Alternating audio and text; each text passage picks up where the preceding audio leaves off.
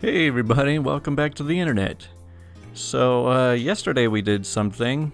I'm sure most of you guys remember the story from Puffer Man about his parents taking his Girls Gone Wild VHS tapes. Well, in that comment he said he only had 19 subscribers, but after that video he's now well over 500 and still growing. So I would say, great job everybody, I think we made his day. I just had no idea how much power my videos had. Anyways, on to the comment story of today from Melody Stark, which is, we had parking in front of our house and a small driveway in front of our garage. I would park my van in the driveway area and let my nan park her car off the street, so it was closer for her to walk into the house. I worked from home, so usually my van would sit there until I needed to run to the store or something. Fast forward a few months, and I noticed that my neighbors, who had their own driveway and parking in front of their house, started blocking our driveway. I needed to leave the house to go pick up groceries for my grandmother, and realized I couldn't get my van past their truck. I knocked on the door and asked them to please move their truck, as it was blocking me in, and they had room to park. My neighbor refused, and said they could park wherever they wanted and to go F myself. So I called the sheriff, who was in a small town and not busy, and drove up to my house. They noted that the nan's car was parked where it was, and that the neighbor's truck was clearly blocking in my van. He went and knocked on the door, and the neighbor refused to move again. The sheriff called a local auto shop to come and tow the truck. Instead of just moving it to their driveway and leaving it, they impounded it. $300 to get it out. The neighbor tried to demand that my family pay for it, but I refused. They took me to a small claims court, saying that they were now owed $300, plus around $2,000 for the missed work, as they couldn't get to work for the week until they could get their truck out of there. I had taken pictures, and the sheriff had taken pictures, so I won the case. They ended up moving shortly after this, and the new neighbors were great. I mean, what would you expect to happen? If you're parking in stupid places, you're just gonna get towed. Oh well, some people just have to pay the stupid tax. Alright, and on to the first Reddit story from I Don't Work Here lady called Getting Angry Customers at Home. So I work overnights, and I come home when everyone else is going to work. Today I'm coming home after a very long 12 hours at work. I live on a really busy street, lots of traffic and pedestrians. It's not Main Street, but it might as well be. I recently moved in here, and it's a very nice 3-bedroom apartment at a super reasonable rate. I'm overall excited to be living here, but there's one major downside. It's above a teeth whitening business. So far, this has only meant that I have to be aware of noise when the woman who owns the business is downstairs with a client, since I'm home during everyone else's business hours. And she sometimes parks behind my car when I have to go somewhere, even though she's not supposed to use the driveway. Today I'm coming home, and a guy is walking by. As I'm walking up my front steps, he angrily calls to get my attention. At this point, I'm dead tired, and my patience is hovering around 0.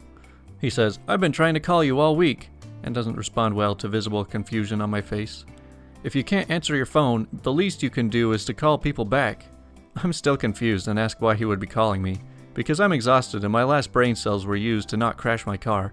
So I put 2 and 2 together. He doesn't get it and just says, "I was gonna call you again today, but now you can't avoid me." I can't even form words anymore, so he just says, "You're the dentist lady, right?" Finally, I understand and calmly say, "No, I just live upstairs." And he just walks away without another word or apology. I should also point out that I was wearing my uniform that is obviously not dental, as well as the name tag with the name of my employer on it, and everyone who lives here knows of my workplace.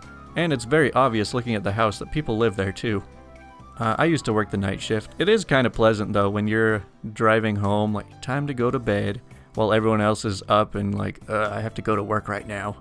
But I am much happier being able to sleep while it's actually dark outside now. Okay, now for the HOA doesn't like my project car, so I've decided to park it legally in front of the neighborhood's grand entrance. So for context, my family and I recently moved into a rental house while our new house is being built.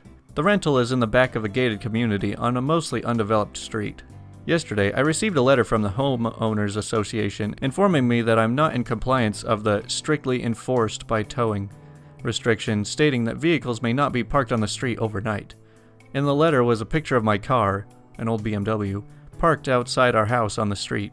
I decided to look up the HOA's restrictions, which I haven't seen before since I'm a renter, and discovered I'm living in an HOA hell. This street parking rule is just the beginning of a long list of restrictions, including one warranting a hefty fine for leaving the garage door open when not in use. This came as a huge surprise, since several of my neighbors have been parking their cars on the street without a problem since I've lived here, so I assumed I was okay. I can only imagine that they've singled me out because my car is 30 years old.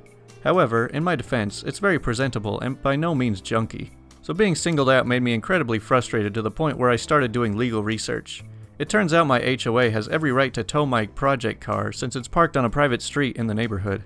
The good news for me is that the street just outside the neighborhood is public, and it's 100% legal to park on it for any amount of time. Unfortunately for the HOA, the closest section of public street to my rental house is right in front of their nice gated entrance. Ironically, my old BMW has now become a part of their image, and there is nothing they can do about it until I move out in a few months. Man, every time I hear about homeowners associations, they just sound so dystopian. Like, do you guys remember all of those crazy pants stories, how there's one person just trying to control everyone else on the street? That's basically how I see all homeowners associations. I don't want my neighbors telling me how to live. Okay, and now for the intense story from Today I Effed Up, called Today I Effed Up by Telling My Girlfriend to Go Right. So I finally get to post an F up. Happened an hour ago. Still afraid for my life. So my girlfriend and I were playing Mario Party 7 for the first time ever. Awful game, by the way. Anyways, as most of you probably know, you can pick what direction your character travels around the map. The girlfriend, in third place with nearly 100 coins, is making her way around the map. The star was right in front of her at the crossroad. As she approached the crossroad to pick up the star, I sarcastically suggested she go right, which she immediately did. I have never seen anyone so angry in my life, and I've worked at both nightclub security and loss prevention in my time, nor have I ever been so afraid. She ended the game with 0 stars. "I will kill you in your sleep," she stated. The rest of the game was spent in dread. It's now 3 a.m. and I'm hiding in the bathroom typing this while she makes serial killer noises. Goodbye. TLDR, Mario Party 7 is a terrible game. I wonder what he means by serial killer noises. I mean, it's not like they're another species or something. I've got a friend who comes over pretty often, and me and her were playing a bunch of Mario Party games. I think we were playing like Mario Party 2, 4, 6, and 7. And over the course of like a week, we played like 13 games, and I won 10 of them, and the computers won 2 of them, and then she won 1 of them. But she hasn't tried to kill me yet, so I think I'm okay. Okay, here we go with She Really Smelled Bad. So when I was in college, I worked part-time at a do-it-yourself floor covering store. This store was owned by a really great guy, and it was staffed by him, his 2 sons, 2 other guys, and myself. We sold carpeting, tile, vinyl floor covering, etc. I was originally hired as a stock boy, and that was my primary function, but when it got busy, it was all hands on deck for the sales. They had a policy that if I thought I wasn't going to close the sale, I was to turn it over to one of those sons or the old man. He was actually only in his 40s. So one busy day, a lady comes in and I went up to help her. I was immediately hit with some of the worst BO I have ever experienced in my life. I mean, it made my eyes water and I was actually getting dizzy from her strong, pungent smell. I excused myself, claiming I thought we might have some items she was interested in that hadn't been placed on the floor yet, and went into the back storeroom to find some help. I found the owner's oldest son, who laughed at me and said he'd handle it. A few minutes later, he came back into the storage area, gasping for air. He turned it over to his younger brother, and he didn't last any longer. Finally, the old man said he'd handle it, and proceeded to work with this lady for over an hour and a half. He sells her a ton of stuff. She owns several properties she was fixing up. After he finished the sale and she had left, we asked him how he could stand the stench. His replies was, "Boys, all I smelled was her money." The man was one of the great mentors in my life. And that, ladies and gentlemen, is the secret to living a wealthy life. You know, it might be hard to believe that you could run into somebody that just smells so bad that you can't even be close to them, but there's a grocery store in my neighborhood, and one time I was just walking down the aisles, and I'm thinking, oh, I smell something terrible, it must be this guy right next to me. But then I look over and it's actually this guy on the other side of the aisle, and I can definitely tell the smell is coming from him. And I'm thinking, oh, I need to get out of here. And then, like a couple months later, I'm in the grocery store again with a friend of mine, and I'm like, wait, I smell something. And I look at the other end of the aisle, I'm like, oh, it's that guy again. I mean, please bathe yourself, even if it's only like once a week, just do everybody else a favor. Alright, our long story is from I Don't Work Here Lady saying, an old I Don't Work Here Lady and r/choosing beggars crossover special. So I don't get why suddenly everyone today woke up and said, I need sour cream. We did. It just so happened everyone else in my town did too. And of course, once you've made the decision to pour glorified milk fat onto whatever it is you're eating, you naturally don't care for that light, reduced fat, or anything else they slap on the label to pretend that this is somehow better for you. Look, I've made the decision to throw the least healthy thing on top of my already unhealthy dinner selection. I'm invested in my poor life choice. Nothing you're going to do will change that. And naturally, everyone else in the town feels the same way I do. So when I get to the sour cream and the awful sales they had, I was met with only light choices and nothing else. From cheap to overly priced, I had no choices. So I get on the ground and start digging in the back, on a wing and a prayer that behind one of these light choices, one sour cream fell behind that row, missing the depleted row where the regular sour creams is supposed to be. I go through every brand, every size, something. I don't care about price. This is for my dinner tonight, and because of the storms, if we lose power, I can still cook it because I can light the burners on a gas stove. And I find it, and just as I'm about to get up and put my precious find in my cart, I hear it. The sound of a little old lady, or choosing beggar in this case. She says, "Excuse me, dear." "Yes?" "I can't bend, and I need sour cream. A good one like you have. Do you think you can grab another?" I'm down here already. What the heck, right? I could use some positive karma my way. I can look, sure, but I had to dig to find this one. I can't guarantee there's another one. She said, "That would be great, honey. Thank you." So I'm going through everything again. I couldn't find anything in the brand I had, but I did find a little misplaced one in the corner, hiding behind some cottage cheese. I say, "Hey, it's your lucky day." "Oh, thank goodness. Wait, this isn't that brand. Is this really $4? I was like, "Well, I can't find any others. I mean, this is it." "None in the cheaper brand you have? Or this completely different brand?" "I like this different brand best." I say, now getting up from the floor. "Well, you saw me go through this all. That's the only one I could find." She says, "Maybe in the back." I say, "The back of what?" She says, "The store, you know, where they have more products, where they haven't gotten around to yet. Maybe you can look?" I say, "I don't work here. I can't just wander around the back looking for stuff." She says, "But maybe you can call someone?" I was like, "Call who?" "I'm sorry, I guess you can go up to the customer service and maybe they can get someone." That's all I could find. She said, "Could you look again?" Now, I'm very obviously in a back brace. I had back surgery and possibly need more. It's not easy for me to get up and down, especially in the stormy, rainy weather. "I'm sorry, ma'am. You can see I have a bad back and knees too. I can't keep getting up and down. That's what I found. Maybe customer service." She says, "You don't have any more in stock?"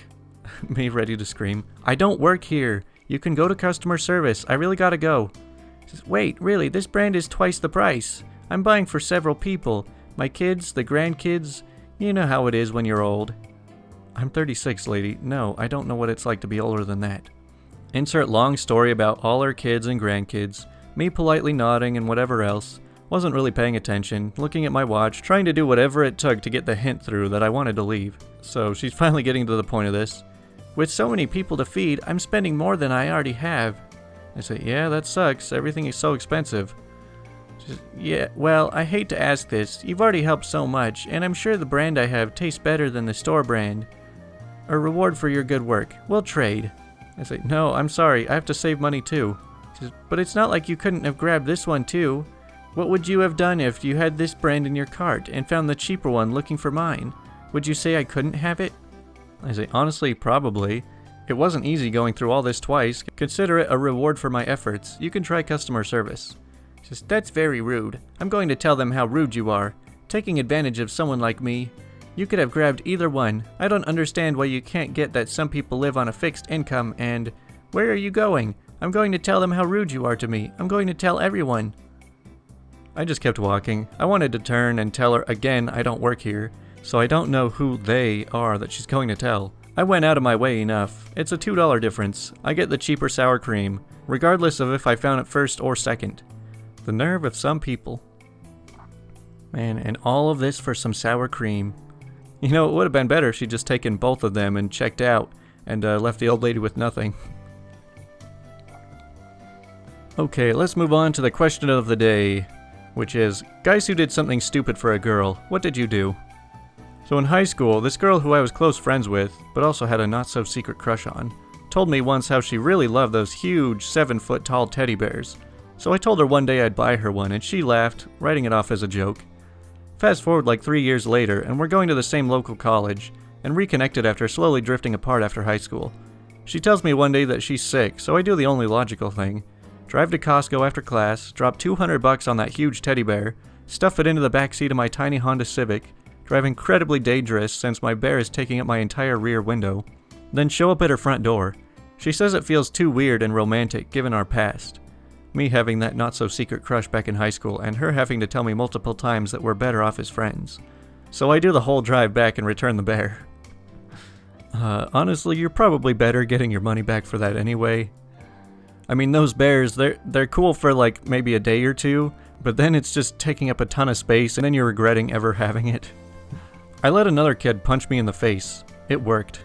Man, how does that work? Are you just looking for pity points or something? I mean, I guess that might work with some girls, but that's quite the price to pay. She crashed her bike going down a paved road, so I did the same to impress her. Or to make her feel better. I don't really know my reasoning. She landed in the ditch. I did not. Man, the price to pay for you girls is so high, we've got to beat ourselves up just to get your attention. I had a smartphone contract. 2 years for 45 euros a month. After 6 months she left me. Now I have 2 phones and 70 euros to pay every month. Well, hey, just go find a friend and sell it to them.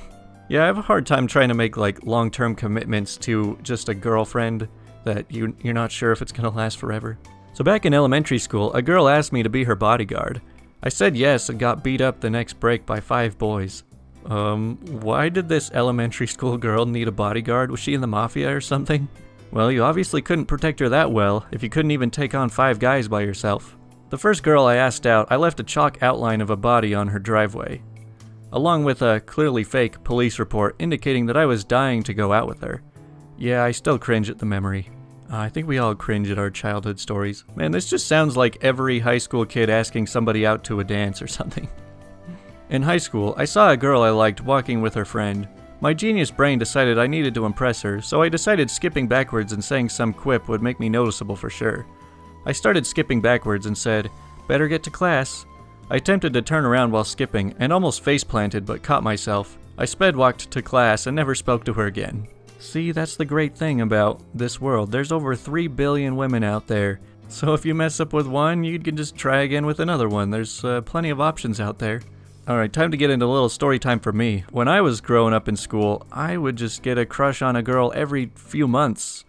And I would get very impatient and very excited, and I would do something crazy or stupid to get their attention, but I was too shy to actually talk to them. So, you know, it would crash and burn, and then I would be sad for like a week, and then a couple weeks later I'd be drooling over another girl. But one story in particular I remember was when I was 11, and I had a crush on this girl who, she lived in my neighborhood, right around the corner down the street from me, and I used to ride this Razor scooter all the time. And I would love riding the scooter past her house, cause, you know, just in case she might be out front and I could see her. You know, the weather was nice, I was enjoying riding my scooter, so I just rode my scooter around her block. Like, a lot. And I just looked this up, the block that I rode around was 0.7 miles. So, slightly over 1 kilometer for 1 lap. And I rode around that block around 200 times in this few-week period. Sometimes as many as like 25 laps in a day, which like blows my mind thinking about it, because that's like almost 20 miles of just riding a scooter in one day. I can hardly do that on a bike today. But anyways, I would get like these really dark tan lines on my knuckles because I was holding onto the handlebars. And the girl, I mean, she definitely knew what it was going on. Out of those 200 laps, I saw her outside maybe like 7 or 8 of those times, and eventually she started just running and hiding when she saw me coming. So that didn't last too long. But that was when I was 11. Eventually when I was like 17, I reached out to her and we both had a laugh about it. And things have only really gotten better for me since then, so. Well, that does it for today on the internet. I hope you guys enjoyed, so I will talk to you guys tomorrow.